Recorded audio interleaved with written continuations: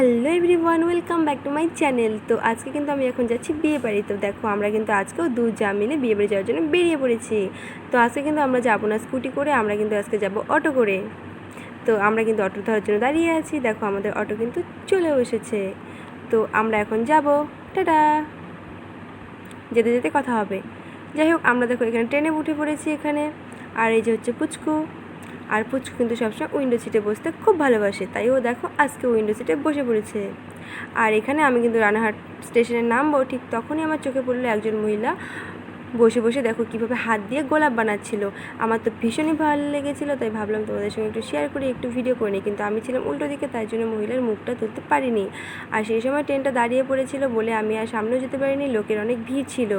দেখো তোমরা কি সুন্দরভাবে এখানে হাত দিয়ে গোলাপগুলো বানাচ্ছে, যেগুলো আমরা প্লাস্টিকের কিনে এনে থাকি। সত্যি সত্যি আমার ভীষণ ভালো লেগেছিলো। ইনি ট্রেনের হচ্ছে দরজার পাশে বসে বানাচ্ছিল। এরপর আমরা কিন্তু ট্রেন থেকে নেমে পড়লাম, নেমে কিন্তু হাঁটতে শুরু করে দিলাম। আমরা কিন্তু বিয়ে বাড়ি যাওয়া বলে। এরপর দেখো আমরা কোথায় নেমে পড়লাম, আমরা একটা তাহিরপুর নামে স্টেশনে নেমে পড়লাম। তো এখান থেকে আমরা যেখানে যাব সেটা কিন্তু বেশি দূরে নয়। আর আমি কিন্তু যাচ্ছিলাম দেওরের বিয়েতে, মামা শ্বশুরের ছেলের বিয়েতে। আর এখানে দুটো ফটো তুলে নিলাম। আর সেই দেওর কিন্তু আমার নিজের না, এই যে যা দেখছো তার বরের মামা। তো এখান থেকে কিন্তু বাড়ি বেশি দূর না, আমরা এখান থেকে ফটো তুলে বাড়ির দিকে হাঁটা শুরু করে দিলাম। তো আমরা এখানে 5 মিনিট মতো হেঁটে আসলাম। হেঁটে আসতেই দেখো আমরা কিন্তু বাড়ির রাস্তায় চলে এসেছি। দেখো আমরা কিন্তু বাড়িতেও চলে এসেছি, আমরা এখন বাড়িতে ঢুকবো। তো আমরা এখন এখানে বাড়িতে ঢুকবো। আমরা এইদিকে আসছিলাম, তো এদিকে এসে দেখি বাড়ির সামনে তো কেউ নেই, এদিকে গেটটা বন্ধ রয়েছে। তো আমরা সেই জন্য এদিকে না গিয়ে আমরা এদিক দিয়ে চলে গেলাম। বাড়িতে দুটো গেট আছে, তো আমরা আরেকটা গেটের দিকে চলে গেলাম। তো দেখো আমরা কিন্তু এদিক দিয়ে যাচ্ছি।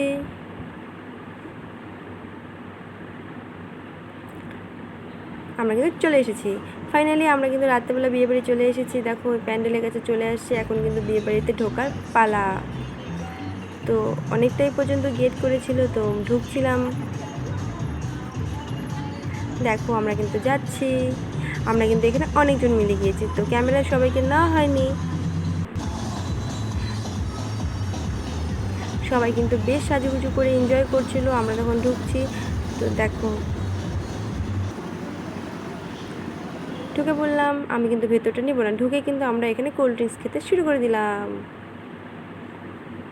তারপর দেখো এখানে কি খাচ্ছে, মোমো খাচ্ছে। তো আমিও এখানে মোমো খাওয়া শুরু করে দিলাম বিয়েবাড়ি ঢোকার পরই। মোমোটা ভালোই হয়েছিল, কিন্তু একটু ঝাল বেশি হয়ে গেছিলো। এরপর থেকে চলে গেলাম ফুচকার দোকানে। এরপর কিন্তু আমরা ফুচকা খেতে আরম্ভ করে দিলাম। যাই হোক, ফুচকা কিন্তু খুব টেস্টি ছিল। এখানে কফি ছিল, আমি কিন্তু কফি খাইনি। তারপর দেখো এখানে আমরা রাতে খাওয়ার টেবিলে চলে গেলাম। এখানে একটা কি বলে আমি ভুলে গেছি, এটা রাধা বল্লবী দিয়েছিল, আর কি কী ছিল আমরা খেতে শুরু করে দিলাম। এরপর শেষ পাতে দেখো মাংস আর খেতে ইচ্ছে করছিলো, সব খেয়ে পেট ভরে গেছিলো। তো তবু কষ্ট করে খেলাম। তো এই হচ্ছে বিয়েবাড়ির ফাইনাল লুক। বিয়েবাড়িতে আমি আর আমার যা কিন্তু ইচ্ছে করে সেম সেম লুকে সেজে গেছিলাম। তো এখানে বউ আছে, দেওর আছে। তো বিয়েবাড়ি গিয়ে যদি কিছু ফটো না তোলা হয় তাহলে কি ভালো লাগে বলো। এখানে ছিল বর বউ। তারপর আমরা কিছু ফটো তুলে বাড়ি আসার জন্য বেরিয়ে পড়লাম। তো আজকের বিয়েবাড়ির ব্লগ কিন্তু ছিল এইটুকুই।